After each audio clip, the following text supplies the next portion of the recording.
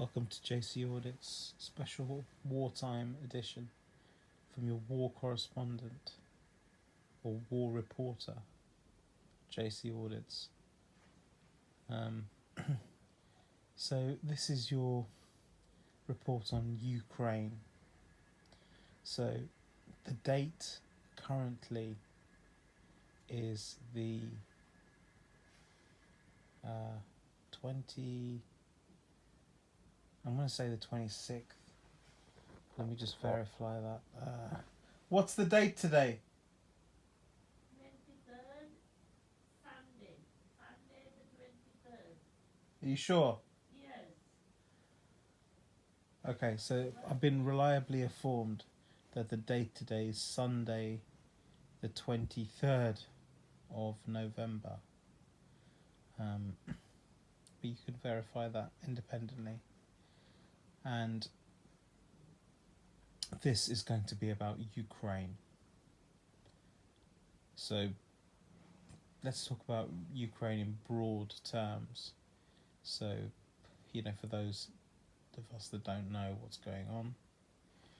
So the first thing to appreciate is this is about planet Earth, which is in the solar system. It's on one of the spiral arms of the Milky Way, which is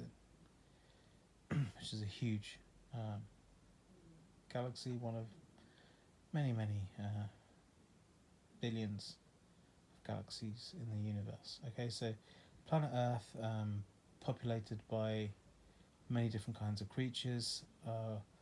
The dominant creature, if you like, the most important of which, Homo sapiens. They're a kind of ape, evolved from great apes. The crossover between apes and humans happened about 6 million years ago. But apes are a form of mammal, evolved from smaller mammals like rats and mice, that kind of thing. Evolved roughly 56 million years ago.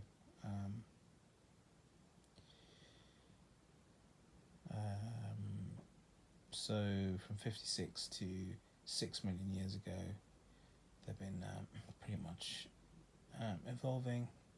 Went up into the trees, these mammals, came back down, and then we developed intelligence, bigger brains, partly because of our ability to chew, take on more protein. The opposable thumb developed, so allowed us to grasp properly.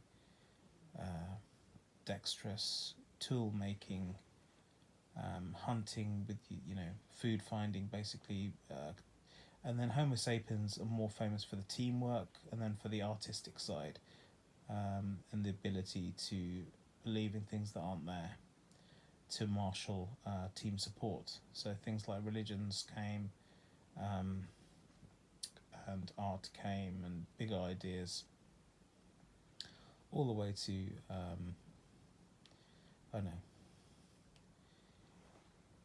opera and sort of comic operas and the more serious operas. But anyway, so we've really come on.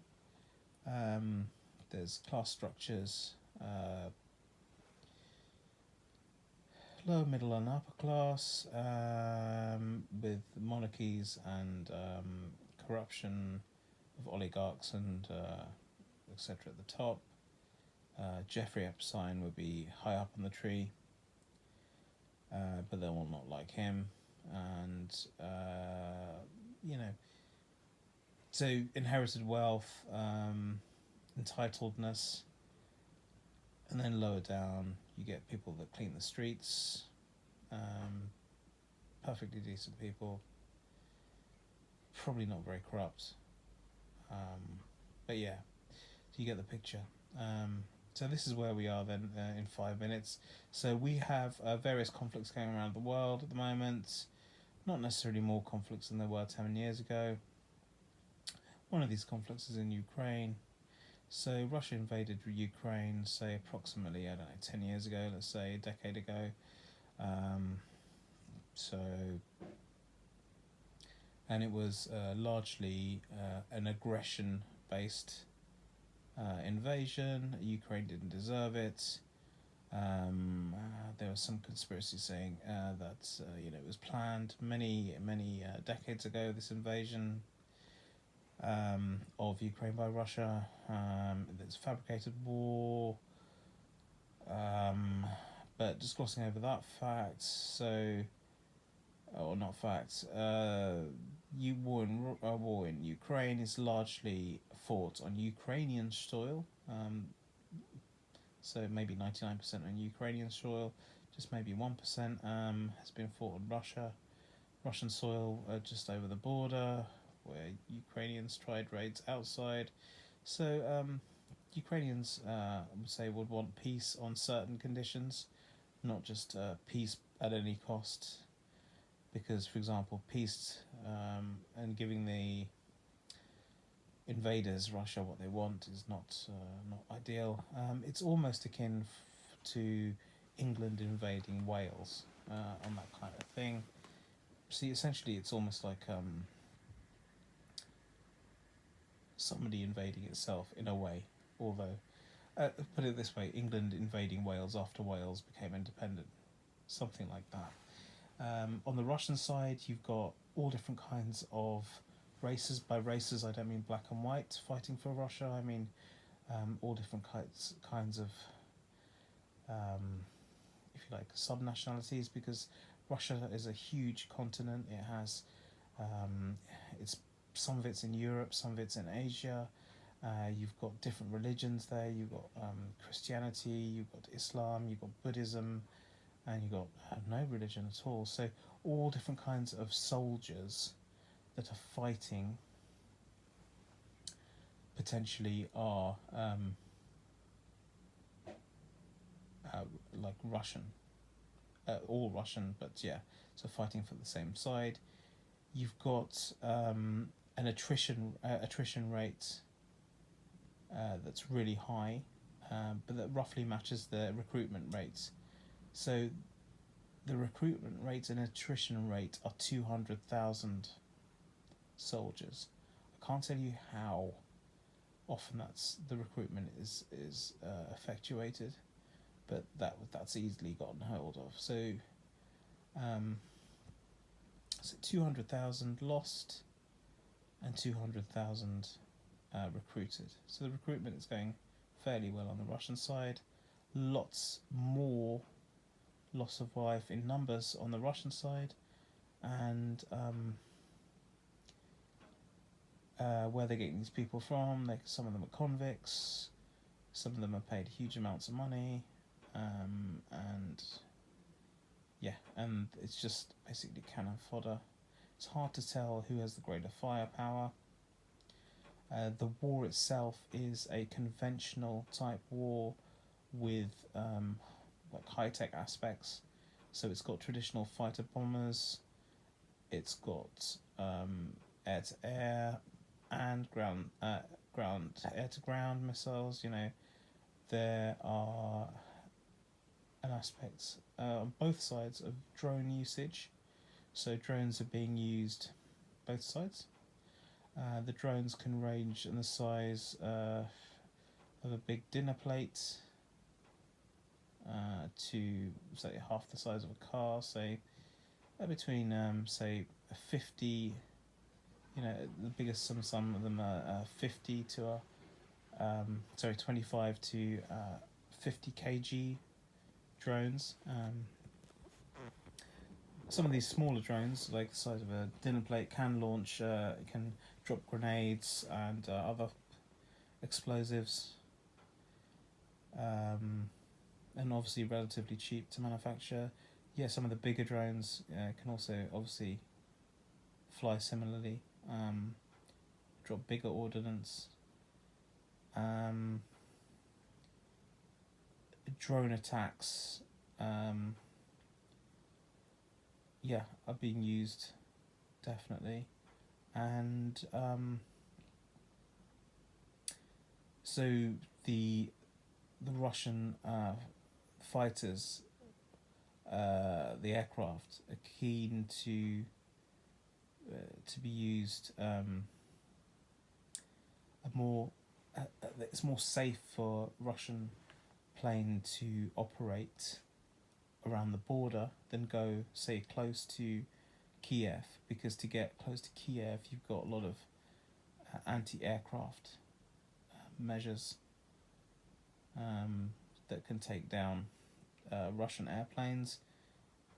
The Ukrainians have Patriot missiles. Obviously, no guesses to where those came from. Quite obvious.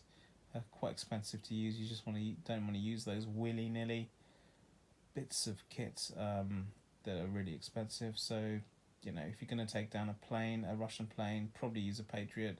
But if you're going to want to take down a drone, don't use a Patriot.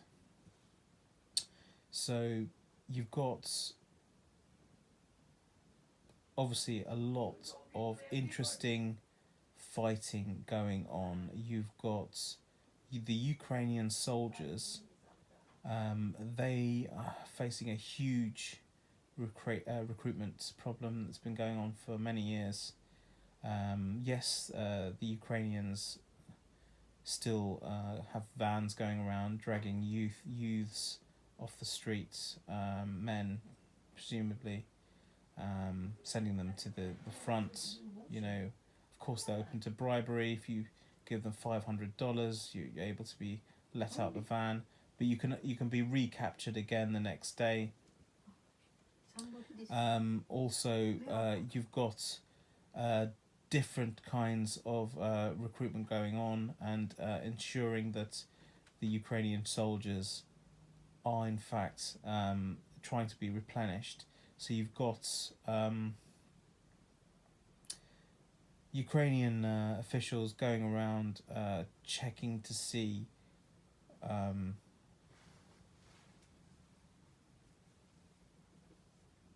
well, let's put it this way. So that's what the Ukrainian side is looking at. The Russian side,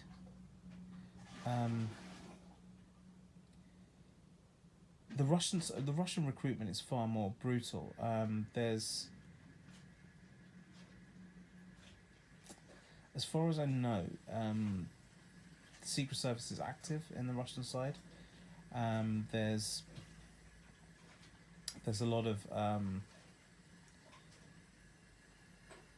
going around to see why you're not in the war, and there's also potentially executions as well. This is see the whole world you're talking. What is this one? Bad. There's also potential executions. So basically, there's more, as I understand it, more human rights abuses on the Russian side. More human rights abuses on the Russian side. However, on the Ukrainian side, you do have the Ukrainians going around checking to see why young people haven't enlisted. So going around villages and encouraging them to join the military, because essentially it was voluntary recruitment is not going very well. There's never kind of voluntary recruitment going on in Ukraine in any meaningful sense anymore. So really, people are taken from the streets in Ukraine. However, that said, man for man, the Russians are facing greater loss of life in terms of like training, or in terms of sheer one-to-oneness of it. That the Russians are perishing quicker than Ukrainians. that said, like I say, Ukraine has a huge recruitment problem. There's also an issue of Ukrainian soldier morale. Because of this recruitment problem, Ukrainians are not getting sufficient time to rest after being on the front line. So you can imagine the things that they see. They have to be. I don't want you here. They have to be. There's police. They have to have sufficient time away from the front line to rest, but they don't. They get put back straight on the front line. It's very unfair for the Ukrainians. Ukrainians. Let's talk a little bit about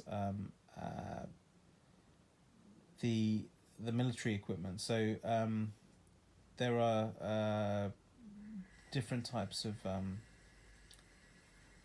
explosives and weapons being used on both sides. So as you know, Ukraine is being supplied, or has been supplied, by the United States of America. Zelensky initially said some strict words against America and against, principle of America, but met with Trump and then got publicly castigated. But now the news is that he's more willing to work with America. And in terms of the future of peace, in terms of peace in Ukraine, there's possibility of peace, but like I said, it's not peace at any cost. It's peace according to what the Ukrainians want. So that's an important matter to remember. Yeah. So I think that just about wraps it up at the front. Maybe I just talk about the cost is not of the war. So we're talking about, in stark facts, we're talking about easily 1 million Russians wounded or dead. So that's a fact. In terms of Russian military, Ukrainian military, the figures aren't released. It's not a thing that Ukraine wants to do. So those figures are private. You might say that they'll cause bad press if they're released, and they'll hinder the recruitment drive. But in terms of the cost of the war, the monetary cost of the war, I think we're looking excuse me, we're looking at the rebuild cost of, for example, of Ukraine after the war's over, about 100 billion to rebuild Ukraine. And so the cost of the war is definitely over 10 billion. So it is extremely an expensive war. But I must say it's not the only war that's happening around the world. So that's my report ended on Ukraine. So elsewhere in the world, there's other wars. There's the Sudanese war, and there's also Israel against Palestine, and Gaza being used as an effective prison camp. Netanyahu's continuing to bomb despite the ceasefire, the pseudo ceasefire instigated by Trump. And so there is still fighting. The October the 7th massacres against the Jewish people have obviously caused outrage and caused people to turn against the cause of Palestine. But yeah, the war will go on, and I don't know what the future will be. This is JC Audits.